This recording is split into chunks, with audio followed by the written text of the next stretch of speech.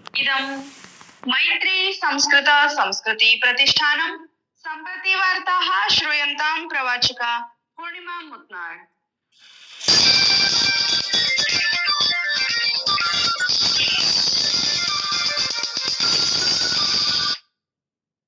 तृतीयं भारत नार्डिक शिखर सम्मेलनं ह्यः नार्वे देशस्य राजधान्याम् ओस्लो नगरे समारब्धम्। प्रधानमन्त्रिणा नरेन्द्र मोदिना सह Norway, Sweden, Iceland, Finland, Denmark इत्येतेषां समकक्षिभिः सह अस्मिन् शिखर सम्मेलने भागं स्वीकृतम्।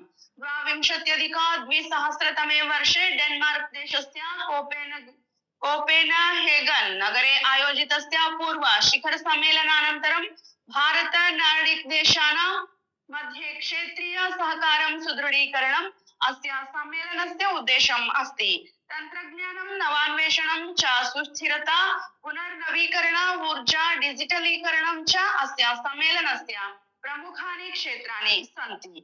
प्रधानमन्त्री मोदी यूएई, नेदरलैंड्स, स्वीडन देशानां भ्रमणं समाप्य परह्यः नार्वे देशं सम्प्राप्तवान्।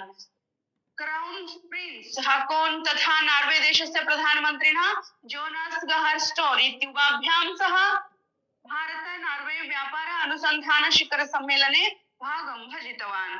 वाणिज्य अनुसंधान समुदायं संबोधयन् प्रधानमन्त्री श्री मोदी व्यापार आर्थिक सहभागित्व सन्धेः प्रभावात् परं द्वैपाक्षिक व्यापारस्य निवेशस्य च वृद्धेः प्रशंसाम् अकरोत्।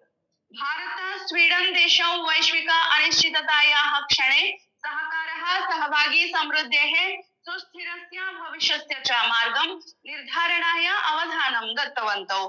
प्रधानमन्त्रिणा नरेन्द्र मोदिना तस्य स्वीडन देशस्य समकक्षीयेन उल्फ क्रिस्टर्सन इत्यनेन सह लिखिते लेखे वैश्विक अनिश्चिततायाः, ऊर्जा असुरक्षायाः, आर्थिक विभाजनस्य च समये विश्वम् एकाकीभूय कार्यं कर्तुम् अन्ताराष्ट्रिय सहभागित्वं सुदृढं कर्तुं वा चयनं कर्तव्यम् इति अवधानं दत्तवन्तौ।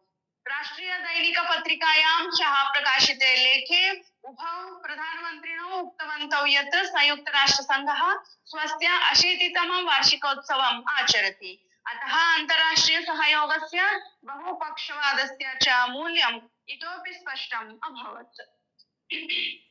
सर्वोच्च न्यायालयेन मानव जीवनस्य सार्वजनिक सुरक्षायाः च आवश्यकताम् उल्लिखन् उन्मत्तानाम्, असाध्य रोगिणाम् अथवा प्रत्यक्षतया अपायकारिणां मार्गभ्रष्टशुनकानां कृते प्रथमवारं यूथेनेशिया माध्यमेन मृत्योः अनुमतिः प्रदत्ता।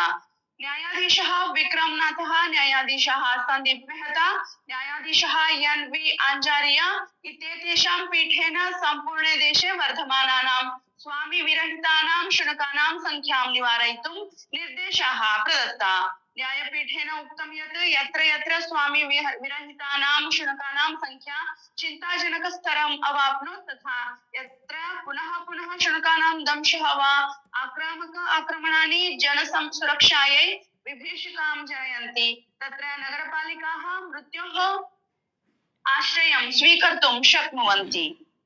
केन्द्रीय वाणिज्य उद्योग मंत्री पीयूष गोयलः उद्यम सर्वकारयोः मध्ये व्यापारे सुगमतां वर्धयितुं, भारते प्रतिस्पर्धात्मकतां वर्धयितुं, विकसित भारतं प्रति देशस्य यात्रां च त्वरितं कर्तुं प्रगाढ सहयोगस्य आह्वानम् अकरोत्। रूस देशस्य राष्ट्रपतिः व्लादिमीर पुतिनः चीन देशस्य राष्ट्रपतिना शी जिनपिंग वर्येण सह मेलनं करिष्यति। क्रेमलिन इत्यस्य अनुसारम् उभौ नेतारौ आर्थिक सहयोगस्य विषये प्रमुखेषु प्रादेशिक वैश्विक विषयेषु च चर्चां करिष्यतः इति वार्ताः। धन्यवादाः। श्रीगुरुभ्यो नमः।